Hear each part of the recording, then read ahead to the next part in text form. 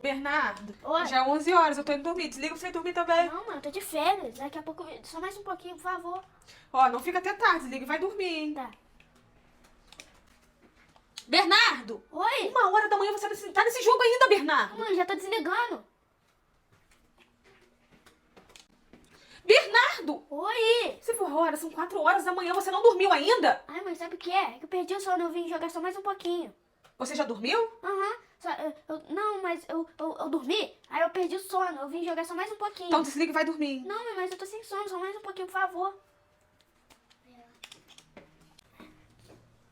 Meu filho, bom dia, já acordou? Nossa, até arrumou a sua cama! Aham. O que aconteceu hoje? Não, mãe, acordei mais cedo. 6 horas, já tá acordado!